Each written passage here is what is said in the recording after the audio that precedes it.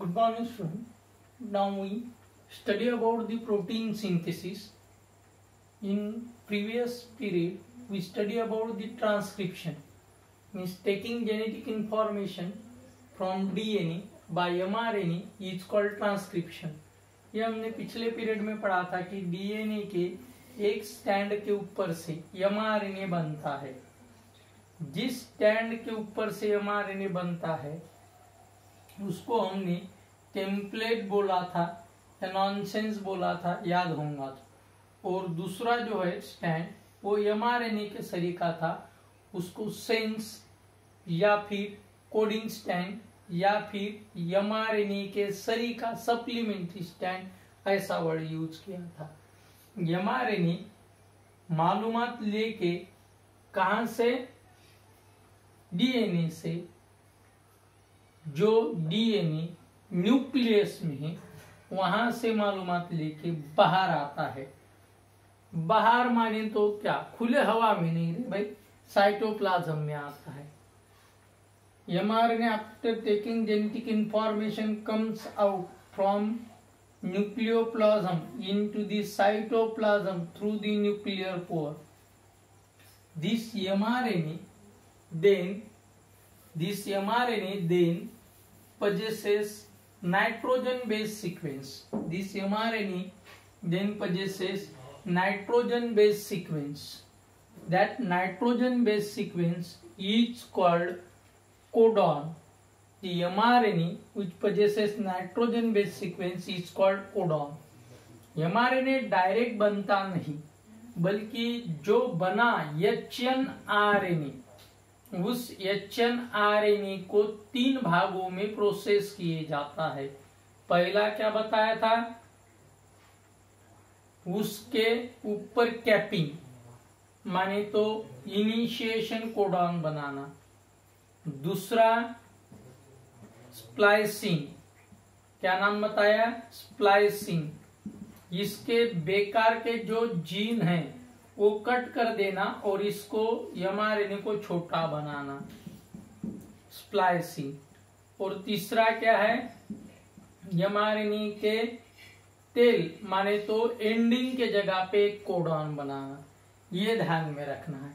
HNRNA का mRNA बनने के बाद ही न्यूक्लियोप्लाज्म में आता है, क्योंकि HNRNA में एक्सॉन और इंट्रॉन ये 2 पार्ट रहते हैं. क्योंकि यूकैरियोटिक में जो जीन है वो जीन स्प्लिट रहता है 2 पार्ट में, एक एक्सॉन एक इंट्रॉन. इंट्रॉन जो है काम का नहीं वाला सीक्वेंस है और एक्सॉन जो है वो काम वाला सीक्वेंस है. अब हम इस काम वाले सीक्वेंस के किस तरीके से अमीनो एसिड की चेन बनती है ये ट्रांसलेशन में पढ़ेंगे. एक्चुअली ट्रांसलेशन जेनेटिक कोड के बाद है. जेनेटिक कोड के बाद है ट्रांसलेशन. में थोड़ा सा पहले ले रहा हूं ताकि आपको थोड़ा बहुत समझ में आए. ये रफ ले रहा हूं, बाद में इसको और अच्छी तरह से पढ़ाऊंगा. ठीक है. ट्रांसलेशन में क्या होता है, जो mRNA के ऊपर की मालूमात है वो मालूमात कौन ले लेता है, mRNA किससे लेता है, डीएनए से. mRNA किससे लेता है, डीएनए से. और इस mRNA से मालूमात कौन लेता है, टीआरएनए, और काय में कन्वर्ट कर देता है अमीनो एसिड के चेन में. जिसको क्या नाम दिया, इसको नाम दे दिया translation. Conversion of mRNA sequence into the sequence of amino acid is called translation. यहां तक पढ़ा दिया. इसको और डिटेल में पढ़ाऊंगा कि ट्रांसलेशन होता कैसे. तो भी रफ आइडिया दे रहा हूं कि ट्रांसलेशन जैसे mRNA बाहर आता है इसके ऊपर राइबोसोमल यूनिट rRNA डाल देता है. क्या करता है, mRNA के ऊपर राइबोसोमल यूनिट rRNA डाल देता है. क्या बन जाता है, mRNA राइबोसोमल यूनिट कॉम्प्लेक्स. क्या बन जाता है, mRNA राइबोसोमल यूनिट कॉम्प्लेक्स.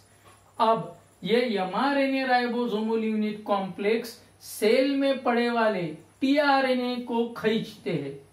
मगर जैसे ही mRNA बाहर आता है उसी वक्त ये जो tRNA है जो सेल में पड़े हैं इसको अडाप्टर मॉलिक्यूल बोलते हैं। अडाप्टर माने तो ये एडजस्ट करवा देता है दोनों को, किसको किसको, mRNA के कोड को अमीनो एसिड के सीक्वेंस के साथ। सो tRNA is called as adapter molecule because protein does not have any binding site to directly attach to mRNA, and second thing is that they does not have any property to join within them. If they have property to join within them, in spite of that their joining may be random. म्हणजे amino acid मध्ये स्वतःले direct mRNA जोड़ने ताकत नहीं, amino acid को खुद को direct mRNA को जोड़ने की ताकत नहीं, और खुद में जुड़ने की ताकत अगर होंगी भी तो कैसे भी जुड़ेंगे रैंडमली, कैसे भी, हमको कैसे भी नहीं चाहिए, एक सीक्वेंस के साथ जुड़ने चाहिए। कि जैसे मैंने बताया हरी हरी बूंदिया, सब हरी बूंदिया क्योंकि लड्डू हमको हरा बनाना है, पीली बूंदिया तो पीले लड्डू को बनाना है तो पीली बूंदिया, अरे कड़क लड्डू बनाने का है तो कड़क बूंदिया, माने तो हमारे हिसाब से बूंदिया जुड़नी चाहिए, वैसे सेल के हिसाब से अमीनो एसिड जुड़नी चाहिए, कैसे भी नहीं। और फिर इसी बात को समझने के लिए जेनेटिक कोड की बड़ी प्रॉपर्टी यूज की गई है। फिर ये जैसे ही टीआरएनए अपने अपने अमीनो एसिड को पकड़ लेते हैं वैसे ही ये खींचे जाते हैं, काय के तरफ खींचे जाते हैं, एमआरएनए राइबोसोमल यूनिट के तरफ खींचे जाते हैं। खींचे तो बहुत गए, मगर खींचे जाने के बाद, अट्रैक्ट करने के बाद अंदर वही घुसेगा, अंदर वही घुसेगा जो एमआरएनए के कोड को डिकोड करेगा। माने तो एमआरएनए के ऊपर अगर ये यूजी है तो टीआरएनए के ऊपर यूएसी वाला ही टीआरएनए अंदर जाएगा, यूएसी वाला टीआरएनए अंदर जाएगा तो एकदम सिंपल कंडीशन है, वो अपना मिथेनॉइन नाम का अमीनो एसिड लेके जाएगा। ऐसा नहीं कि अगर इसके ऊपर का कोड बदल गया तो नीचे का अमीनो एसिड भी बदल जाता है। समझो ये ल्यूसीन है, ये मिथेनॉइन है, एस्टेडीन है, अरे बहुत सारे अमीनो एसिड है, पूरी डिक्शनरी दी है 20 अमीनो एसिड की। कितने अमीनो एसिड की? 20। जरा इमेजिन कीजिए हमारे इंग्लिश में भी 26 अल्फाबेट है और पूरे अल्फाबेट के मदद से बायोलॉजी का किताब बना है, फिजिक्स का बना है, मैथ का बना है, इंग्लिश का बना है। हम बायोलॉजी का किताब फाड़ के हिस्ट्री का भी बना सकते, उसमें का एक एक अल्फाबेट पेज में के ऊपर काला कीजिए और हिस्ट्री के चाहिए वैसे सेंटेंस एक एक वर्ड जोड़ के बनाइए। यहाँ पे जोड़े ही जाते हैं रे अमीनो एसिड, क्या किए जाते हैं? जोड़े ही जाते हैं, चाहिए वैसा बनाया जाता है, चाहिए वैसा। मगर कौन चाहेगा कि ऐसा बनाना? तो डीएनए चाहेगा। और किसको ऑर्डर देगा? तो डीएनए हो गया इंजीनियर, एमआरएनए हो गया ठेकेदार, और ये हो गए टीआरएनए मजदूर की बताइए कैसा लाना। और ये अडॉप्ट करते हैं क्योंकि डायरेक्ट अमीनो एसिड एमआरएनए को नहीं पढ़ सकते, पढ़ता कौन है? टीआरएनए। फिर ये अमीनो एसिड को उठा के लेके जाने का काम किसका? टीआरएनए का, इसीलिए इसको अडॉप्टर मॉलिक्यूल बोला है। अब जेनेटिक कोड की हम प्रॉपर्टी पढ़ेंगे, जरा समझ में लेना है, पूरा शांति से लेना है कि भाई एक नाइट्रोजन बेस अगर हमने कोड करके लिया, ये है एमआरएनए, ये उसका टीआरएनए, एक नाइट्रोजन बेस लिया एक कोड करके, समझो ये नाइट्रोजन बेस है ल्यूसीन नाम के एक अमीनो एसिड के लिए, तो जी होगा एस्टेडीन के लिए, तो सी होगा मिथेनॉइन के लिए। समझने के लिए ले रहा हूं, समझो ए जी सी। अब ये की रह गया यू, क्योंकि टी के ऊपर यू रहता है तो ट्यू, ये यू लेंगे हम काय के लिए? आइसोल्यूसिन के लिए, आइसोल्यूसिन। तो 4 ही अमीनो एसिड हो गए, अगर एक नाइट्रोजन बेस हम एक कोड करके कंसिडर करते हैं, तो एक नाइट्रोजन बेस एक कोड करके एक अमीनो एसिड के लिए कंसिडर करते हैं, तो फिर 4 ही अमीनो एसिड उठाए जाएंगे। और बेटा 4 अमीनो एसिड उठाए जाएंगे तो हमको 20 अमीनो एसिड चाहिए, क्योंकि दुनिया भर के जो प्रोटीन बनाने के हैं उसके लिए हमको 20 अमीनो एसिड चाहिए। कोई भी प्रोटीन में हजारों अमीनो एसिड रहते, मास्टर थोड़ा सटक गए क्या रे, पहले बोल रहा है 20 अमीनो एसिड रहते और अभी बोल रहा है एक प्रोटीन में हजारों अमीनो एसिड मगर 20 ही टाइप के। इस बात को ध्यान में रखना, हजारों अमीनो एसिड 20 ही टाइप के, टाइप नहीं बदलेगा। चाहे आपकी खाल हो, चाहे आपका बाल हो, चाहे वो सलाइवा हो, वो प्रोटीन से ही बने हैं और अमीनो एसिड उसमें 20 ही रहेंगे। इसको बोलते हैं इसेंशियल अमीनो एसिड। और अगर हमको सभी प्रोटीन बनाने के जैसे हमको चाहिए वो वर्ड बनाने का इंग्लिश का, तो हमको 26 अल्फाबेट लगेंगे। कितने लगेंगे? 26 अल्फाबेट। हाँ, एक सेंटेंस में क्या सभी के सभी 26 अल्फाबेट आते हैं? नहीं, कभी कभी जेड आता ही नहीं, कभी कभी क्यू आता ही नहीं पूरे सेंटेंस में। हमको तो वो अल्फाबेट चाहिए, मगर एक मीनिंगफुल सेंटेंस बनाने के लिए 20 में से कोई भी अल्फाबेट लगेंगे। पूरे के पूरे लगेंगे? नहीं, कंपल्शन नहीं। पूरे के पूरे लगेंगे? नहीं, कंपल्शन नहीं, मगर एक लगेंगे। कोई भी सेंटेंस बनाने के लिए पूरे अल्फाबेट में से कुछ कुछ लगते जाएंगे, ये ध्यान। वैसे अमीनो एसिड सभी के सभी 20 आएंगे क्या? नहीं, मगर 4 अमीनो एसिड ही बनेंगे अगर एक कोड लिया तो। ये mRNA का कोड है, इसके ऊपर tRNA का एंटी कोड रहता है। ये आखिरी के इसमें कोडॉन, एंटी कोडॉन ये वर्ड यूज करूंगा। और डीएनए के ऊपर जो सीक्वेंस रहता है, उनको थोड़ा दुख भी हो रहा है, आपके नए सिलेबस के किताब में ये वर्ड यूज ही नहीं किया है। Codogen, the sequence of NB present on DNA is called codogen, and the sequence of NB present on mRNA which is called codon, ध्यान में रखना, and the sequence of NB present on tRNA which decoded the codon of mRNA is called anticodon। बेटा 4 term जो अभी बताई वो ध्यान में रखना है। जीन क्या अलग कंसेप्ट है, सिस्ट्रॉन क्या अलग कंसेप्ट है। सिस्ट्रॉन क्या है तो पहले इस बात की तरफ ध्यान में लेना, ये mRNA है। mRNA के यहाँ से स्टार्टिंग कोडॉन है, यहाँ पे एंडिंग कोडॉन है। ये mRNA स्टार्टिंग कोडॉन के ऊपर भी थोड़ा बहुत रहता है। ये हेट्रो न्यूक्लिक RNA के नाम से इसीलिए जाना जाता है। ये एक्स्ट्रा का पार्ट है, नॉन कोडिंग सीक्वेंस है, ये चाहिए। ये अगर नहीं तो डायरेक्ट mRNA एकदम यहीं से स्टार्ट होगा, ऐसा नहीं, ये बिन काम का सीक्वेंस रहता है, ध्यान में रखना, नॉन कोडिंग सीक्वेंस। क्लियर हुआ क्या? और डीएनए के ऊपर जो नाइट्रोजन बेस का सीक्वेंस है उसको हम क्या बोलेंगे? कोडोजेन। कोडोजेन के ऊपर से किसने मालूमात अपने ऊपर उतार ली? mRNA ने उतार ली। काय के रूप में उतार ली? नाइट्रोजन बेस के रूप में। उसको क्या नाम दिया हमने? कोडॉन। क्या नाम दे दिया? कोडॉन। और क्या क्या मालूमात लाई रे भाई तूने? ऐसा कौन बोल रहा है? tRNA। किसको बोल रहा है? mRNA को। mRNA ने किससे लाई? DNA से।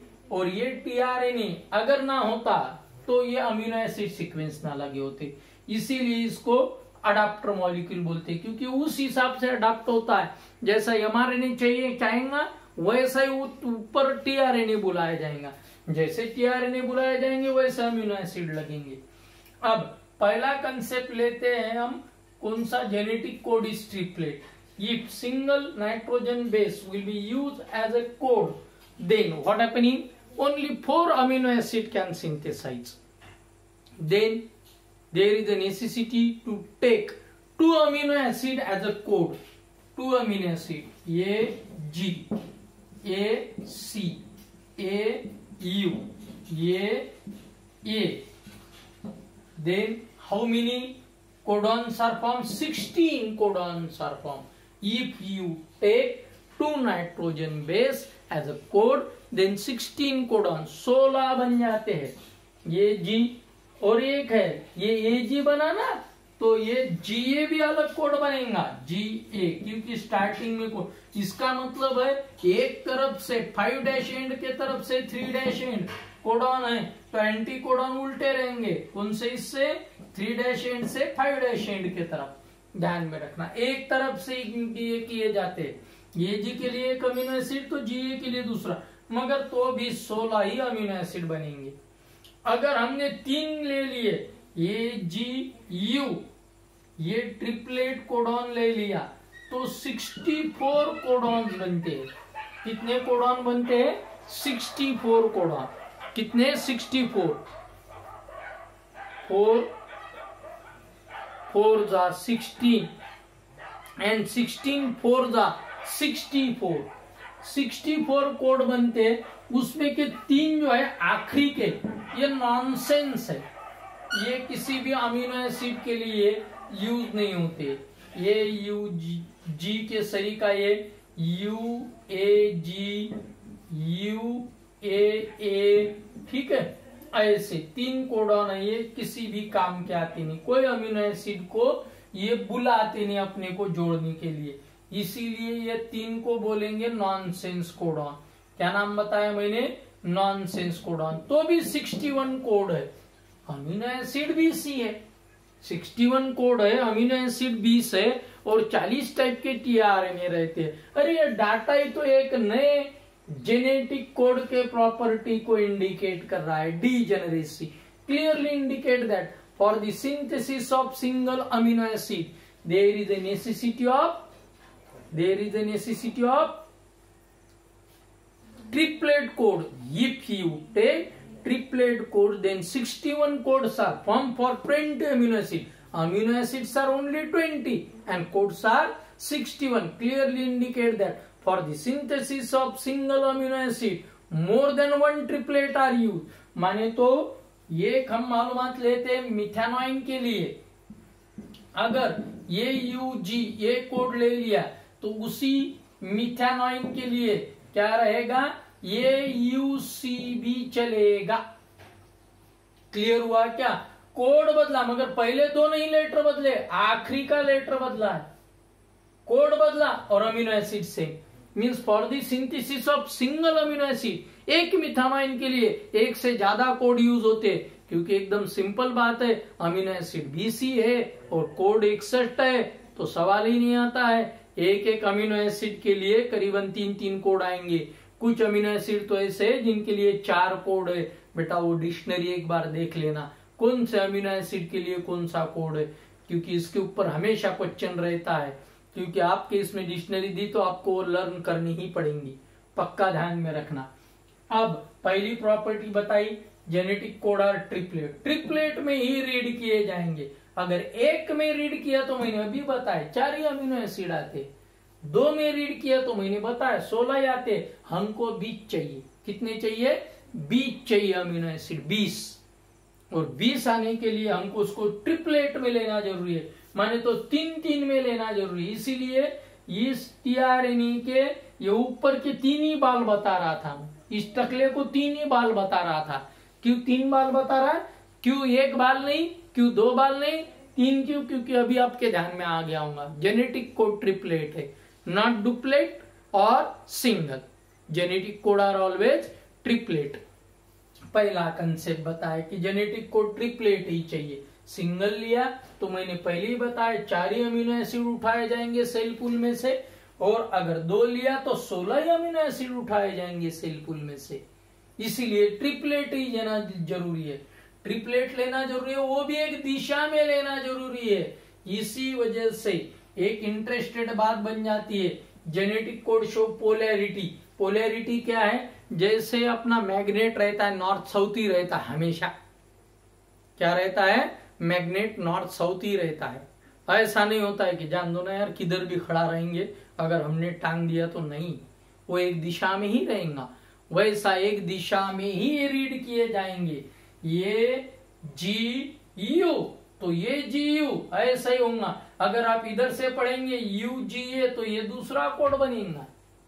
क्लियर हुआ क्या? क्योंकि एक ही दिशा में, और वो दिशा है 5-n to 3-n, ध्यान में रखना। और इसी को बोलते हैं polarity, means it is read from one direction, that is always from starting codon towards the ending codon and not from the middle.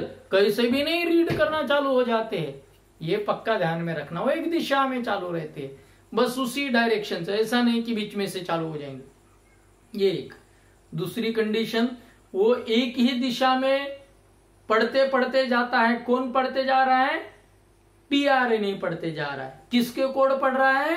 mRNA के कोड पढ़ रहा है। mRNA ने कहां से लाए? DNA से। मगर DNA के NB सीक्वेंस को क्या नाम दिया मैंने? कोडोजेन। ध्यान में रखना, आपके किताब में ये नाम नहीं है। क्लियर हुआ क्या? क्योंकि किताब की कुछ मिस्टेक रहती है, वो हमको रेक्टिफाई करनी पड़ती है। अब ये सीधा ही कुछ लोग छोड़ देंगे, अगर इसको छोड़ेंगे तो गलती करेंगे, पक्का ध्यान में रखना है। अब मैंने बताया कि वो एक ही दिशा में पढ़ते जाता है, ऐसा एक यहां से स्टार्ट, यहां से, ऐसा नहीं बीच में से, यहां से स्टार्ट होगा इसी दिशा में, तब ये कोड। ठीक है, पहले ये पढ़ लिया, फिर ये पढ़ लिया, फिर ये पढ़ लिया, फिर ये, ऐसा नहीं होगा क्या बीच में से चालू कर देता ना? नहीं, कैसा भी नहीं होगा, पक्का ध्यान में रखना। एक 5-n से वो 3-n की तरफ ही जाएगा। ठीक है, ये बताया मैंने कोड के रीडिंग का। उसको क्या नाम दिया मैंने? कोड कौन से? पोलैरिटी बताते हैं। पहले बताया कोड ट्रिपलेट है। ट्रिपलेट होने से एक और भी फंक्शन आ गया जेनेटिक कोड का, डीजेनरेसी। क्योंकि ट्रिपलेट होने की वजह से कोड कितने हो गए? 61, 64 हो गए। वैसे 4 × 4 16, 16 × 4 64, मगर 64 में के 3 ये काम के नहीं है, जिनको हम नॉनसेंस बोलते हैं, या वो कोई भी अमीनो एसिड को डीजनरेट करने के लिए यूज होते नहीं। Stop codon, ending codon, nonsense codon, ऐसा इनका नामकरण है। यू से चालू होते, ध्यान में रखना। ये नॉनसेंस हमेशा ध्यान में रखना। यू माने तो नॉनसेंस, यू माने तो नॉनसेंस, और ये माने तो क्या? स्टार्टिंग। क्लियर, ध्यान में रखना है। ठीक है, अब यहाँ पे पहली प्रॉपर्टी बताई कि ट्रिपलेट में ही क्यों लेना है, क्योंकि अगर हमने एक नाइट्रोजन बेस एक कोड लिया तो हम सिर्फ 4 ही अमीनो एसिड साइटोप्लाज्म में से उठा पाएंगे। अगर हमने 2 नाइट्रोजन बेस को कोड करके यूज कर लिया तो हम सिर्फ 16 ही अमीनो एसिड उठा पाएंगे। और हमको अगर पूरी किताब लिखनी है तो 26 अल्फाबेट चाहिए ही चाहिए।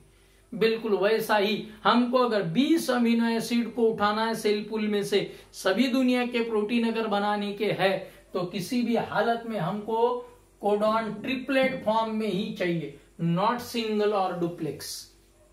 सो genetic code are triplet. As they are triplet, naturally codons are 61 and codons are 61, amino acid are 20, tRNAs are 40. These data clear indicate that for the synthesis of single amino acid, more than one triplet will be used. एक ही amino acid के लिए एक से ज्यादा triplet use होता है। जैसे मैंने आपको पहले ही बताया, ये यूजी ये होगा मिथेनॉइन के लिए, मगर ये यूसी भी मिथेनॉइन के लिए यूज हो सकता है। ये तीसरा बदलेगा रे भैया। और इसी को क्या बोलते हैं? ओबल फिनोमेना। क्या नाम बताते हैं? ओबल फिनोमेना। फ्रांसिस क्रिक ने ढूंढ के निकाला था, याद रहे तो बहुत अच्छी बात। आखिरी का नाइट्रोजन बेस बदलता है, पहले 2 नहीं, वो बदलेंगी नहीं, पक्का ध्यान में रखना। क्लियर हुआ क्या? आखिरी का नाइट्रोजन बेस बदला तो भी मिथेनॉइन ही लाया जाएगा। और एक और कंडीशन है दूसरा कि genetic code are non ambiguous. इसका मतलब क्या? मिथेनॉइन के लिए अगर ये यूसी आया तो उसी मिथेनॉइन के लिए ये यूजी भी आएगा, मगर इसी मिथेनॉइन के लिए ये यूजी ये यूसी, एक ही मिथेनॉइन के लिए एक से ज्यादा कोड यूज हो रहे हैं, बिल्कुल बराबर है, मगर एक ही कोड ये यूजी मिथेनॉइन के साथ ल्यूसिन को नहीं पकड़ेगा, ल्यूसिन के लिए यूज नहीं होगा। Single code is not use for 2 amino acid. Listen me carefully, single code is not used for 2 amino acid. For the single amino acid, more than one code are used.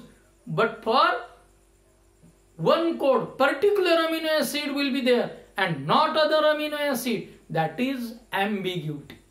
Genetic code are non-ambiguous. कैसा भी नहीं कि चलो भाई आज इसके लिए use हो गए कल उसके लिए यूज होंगे, नहीं नहीं, पक्का ध्यान में रखना। ये एकदम परफेक्टली क्या है, हाईली ऑर्डर्ड प्रोसेस है ये condition. Genetic code are non ambiguous, genetic code are triplet, genetic code are non overlapping. और नॉन ओवरलैपिंग क्या है, अगर एक अमीनो एसिड है तो 3 कोड लगेंगे, 2 अमीनो एसिड है तो 6 ही लगेंगे क्योंकि एनालाइज किया गया। और अगर ऐसा नहीं कि हमने 6 अमीनो एसिड लिए तो 6 दिया 18 कोड लगेंगे ही लगेंगे, ऐसा नहीं 17 एक आधा कोड उधर का ये नाइट्रोजन बेस यूज कर लिया रे, नहीं नहीं, वो पूरे सीक्वेंस में ही लगेंगे। जितने अमीनो एसिड है उतने कोड लगेंगे, पक्का ध्यान में रखना। माने तो आपको जो कोडॉन का सीक्वेंस है वो काय में चाहिए, 3 के मल्टीपल में चाहिए। अगर वो 3 के मल्टीपल में नहीं है तो पक्का ध्यान में रखना वो एमआरएनए ट्रांसलेट होगा नहीं। ये नीट वाले नीट ध्यान में रखे। क्या बोल रहा हूं, समझ में आ रहा है क्या? ये पक्का ध्यान में रखना है रे बेटा।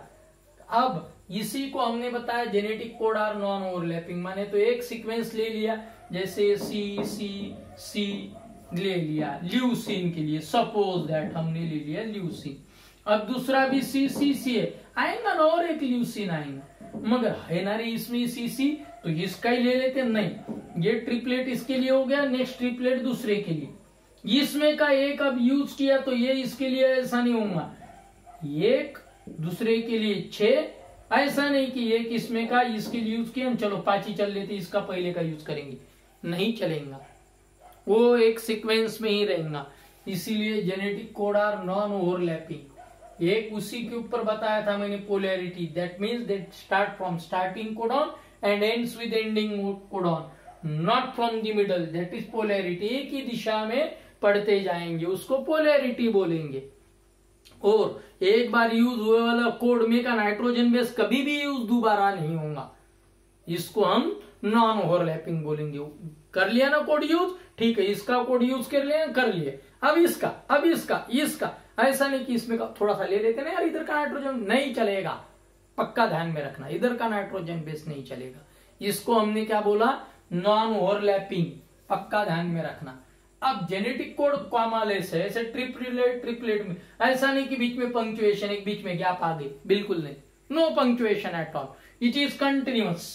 मैंने सी के बाद फिर सी आएगा, उसके बाद जी आएगा, मगर बीच में मैं यहाँ पे गैप दे रहा हूं ताकि आपको 3 दिखे, उसमें गैप रहती नहीं, पक्का ध्यान में रखना, कॉमालेस, नो पंक्चुएशन। ऐसा नहीं कि भाई ये 3 है, बीच में एक एक्स्ट्रा नाइट्रोजन बेस डाल देते ना यार, छोड़ दो ना, नहीं चलेगा, बिल्कुल नहीं चलेगा, पक्का ध्यान में रखना। क्लियर हुआ क्या? उसको क्या बोलते हैं, कॉमालेस। पोलैरिटी हो गई, अब डीजेनरेसी भी हो गई, पोलैरिटी हो गई, डीजेनरेसी हो गई, ट्रिपलेट हो गया, एम्बिग्यूअस हो गया। एक और फिनोमेना रह गया, यूनिवर्सल। यूनिवर्सल को आपको यह समझने का है कि अगर मेरे शरीर में का एक डीएनए का पार्ट है, ये टुकड़ा, उसके ऊपर एमआरएनए बनता है, ये एमआरएनए इधर बाहर आने के बाद मेरे ही खाल का बाल बना रहा है, फिर ये जो एमआरएनए इसके ऊपर बना, ये डीएनए का टुकड़ा मैंने मेरे इसमें का निकाला और एक बैक्टीरिया में वही टुकड़ा डाल दिया, समझो डीएनए का, तो बैक्टीरिया क्या करेगा, अरे भाई ये बैक्टीरिया प्लेट के ऊपर बाल बना देगा, उस प्लेट के ऊपर जिसके ऊपर बैक्टीरिया को खाना खिलाया। सर मग आम्ही एखाद्या हत्याचा डीएनए घेतला आणि तो जर बैक्टेरिया टाकला तर मग हत्याचे केस उगवतील? हो उगवतील, प्रश्नच नाही प्लेटवर। म्हणूनच बॅक्टेरियावर एवढं मोठं एक्सपेरिमेंट चालू आहे की इकडचा डीएनए घेऊन करून पाहू दे हा काय करते येतो। क्लियर झाला का? जेनेटिक कोड आर यूनिवर्सल, पक्का ध्यान में रखना, वो यूनिवर्सल है। आप चाहे वो बैक्टीरिया में डालो, चाहे वो कुत्ते में डालो, चाहे बिल्ली में डालो, वो वैसा ही फंक्शन करेगा। वो कोड मिथानोइन को सब मिथानोइन ही लेके आएगा, चाहे वो चूहा हो, बिल्ली हो, कुत्ता हो, आदमी हो, हाथी हो, कुछ भी हो। जेनेटिक कोड आर यूनिवर्सल, उसको कोई फर्क नहीं पड़ता, वो काय में भी डालो आप, उसको कोई फर्क नहीं पड़ेगा, वो उसका वही अमीनो एसिड उठाया जाएगा। मिथानॉइन तो मिथानॉइन ही उठाया जाएगा AUG के लिए। किसी भी हालत में ऐसा नहीं कि चूहे के लिए हम ल्यूसिन लेते ना भाई, AUG के लिए नहीं चलेगा, मिथानॉइन ही रहेगा भाई। बिल्ली के लिए हम ल्यूसिन, आइसोल्यूसिन, एस्ट्रिन कुछ नहीं, कुछ भी नहीं चलेगा। यह पक्का ध्यान में रखना। Genetic code are universal, that is applicable to all organism from prokaryotic bacteria to the topmost advance eukaryotic mammal. Are you getting me? ये ध्यान में रखना। हमने जेनेटिक कोड की कुछ प्रॉपर्टी गिनाई है, मैंने तो ये अभी क्लियर बता दिया कि ये सिर्फ एनलिस्ट करने के लिए बोले जाएंगे, नहीं तो एक एक डेफिनेशन और एक एक एक्सप्लेन करने के लिए 2-2 मार्क के लिए। पहले जेनेटिक कोड और ट्रिपलेट के बारे में क्या बताया, एक अमीनो एसिड के लिए एक नाइट्रोजन बेस कोड करके यूज किया तो सिर्फ हम 4 अमीनो एसिड उठा के लाएंगे। अगर 2 नाइट्रोजन बेस कोड करके लिए तो हम 16 अमीनो एसिड उठा के लाएंगे। 3 नाइट्रोजन बेस अगर हमने लिए तो ही हम पूरे 20 उठा के ला सकते हैं साइटोप्लाज्म में जोड़ने के लिए, क्योंकि 20 लगते ही है दुनिया के सारे प्रोटीन बनाने के लिए। पक्का ध्यान में रखना। इसीलिए 20 अमीनो एसिड उठाने के लिए हमको इनको ट्रिपलेट फॉर्म में लाना पड़ेगा। मगर ट्रिपलेट फॉर्म में अगर लेते हैं तो एक और गड़बड़ी होती है, 64 कोडॉन बन जाते हैं और अमीनो एसिड BC। ये डाटा ही ये बता देता है कि एक अमीनो एसिड के लिए एक से ज्यादा कोड यूज किए जा रहे हैं। प्रॉपर्टी आ गई डीजेनरेसी। क्लियर हुआ? क्या क्या आ गई?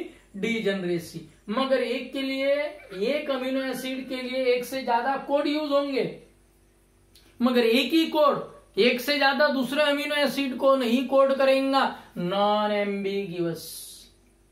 एक से ज्यादा अमीनो एसिड को एक कोड नहीं कोड करेगा, नॉन एम्बिगिवस। ये पक्का ध्यान में रखना है। एक ही अमीनो एसिड के लिए एक से ज्यादा कोड यूज होते हैं, मगर एक ही कोड एक से ज्यादा अमीनो एसिड को यूज करेगा नहीं। ये पक्का ध्यान में रखना। इधर का उधर है मगर उधर का इधर नहीं, यहां पे गड़बड़ी होती है। क्लियर हुआ क्या? For the synthesis of single amino acid there is a necessity of triplet codon, because single nitrogen base will be considered as a code, then only we synthesize 4 amino acid. If 2 nitrogen base will be considered as a code, then we able to synthesize only 16 amino acid. But if 3 nitrogen base will be taken as a code by tRNA and mRNA, then and then only 20 amino acid get synthesized. But triplet codon clearly indicate that for the synthesis of single amino acid, more than 1 triplet will be used, maybe 4.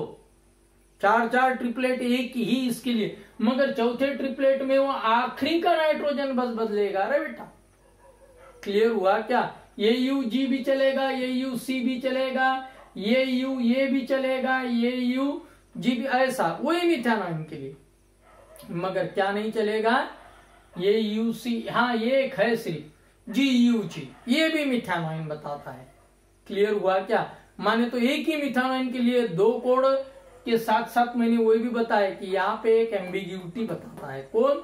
GUG वाला। पक्का ध्यान में रखना। वो एक दूसरा amino acid भी करता है और ये अमीनो एसिड भी करता है। बेटा हमारे बायोलॉजी का एक एक्सेप्शन है, GUG वाला, ये UG वाला। ध्यान में रखना। ये एक एक्सेप्शन छोड़ दिए तो बाकी कोई भी ऐसा कोड नहीं है कि जो इसने मिथानॉइन कर लिया ना तो उसी मिथानॉइन के लिए दूसरा कोड भले यूज होगा, दूसरा कोड भले यूज होगा, मगर वही कोड मिथानॉइन और दूसरा एस्टेडिन नहीं करेगा। पक्का ध्यान में रखना। और एक बताया पोलैरिटी है, माने तो एक ही दिशा में रीड करते जाएंगे। दूसरा यूनिवर्सल है। ये कोड अगर बैक्टीरिया में मिथानॉइन के लिए यूज हो रहा है तो हाथी में भी मिथानॉइन के लिए, कुत्ते में भी। यही कारण की वजह से बैक्टीरिया के ऊपर बहुत सारे छोटे छोटे जीवों के ऊपर कोशिश हो रही, क्योंकि बहुत रैपिड मल्टीप्लाई होते हैं, जल्दी जल्दी रिजल्ट देते। उसका एक DNA इधर का उधर करके देखा तो समझ में आ जाता है कि क्या करेगा। और इमेजिन कीजिए अगर बैक्टीरिया को वो टुकड़ा दे दिया जो बाल ला के देता है तो प्लेट के ऊपर बाल आएंगे। अरे यार इस बात को क्यों सोचते हो? एकदम सिंपल है। सांप का जहर प्लेट के ऊपर बनेगा, सांप की जरूरत नहीं, क्योंकि पूछ सांप के सलाइवरी ग्लैंड में का वो DNA निकालो जो उस जहर बना देता है, बैक्टीरिया को दे दो, बैक्टीरिया सांप का जहर बना देगा। कुछ भी चाहिए वो बना देगा आपको। इसीलिए बहुत सारे जो एंटीबायोटिक है, बहुत सारे केमिकल है, आज बैक्टीरिया के मदद से इन छोटे छोटे फैक्टरियों को यूज किए जा रहा है। पढ़ाऊंगा आगे माइक्रोब्स इन ह्यूमन वेलफेयर। अब पोलैरिटी, डिजेनरेसी, उसके बाद कोडॉन क्या है ये भी बताया मैंने। Codon are the NB triplet sequence, not only triplet, it is a continuous sequence, but why I call triplet? Because it is read in triplet form, so called triplets. Are you getting? The NB sequence which is present on mRNA is called codon. The NB sequence which is present on DNA and responsible for the synthesis of particular amino acid, then it is called codogen. The triplet sequence which is present on tRNA which is decoded the code of mRNA is called anticodon. Codogen, codon, anticodon, ये पक्का ध्यान में रखना है। क्या बोल रहा हूं समझ में आ रहा है क्या? आज के लिए मेरे ख्याल से काफी है, ठीक है।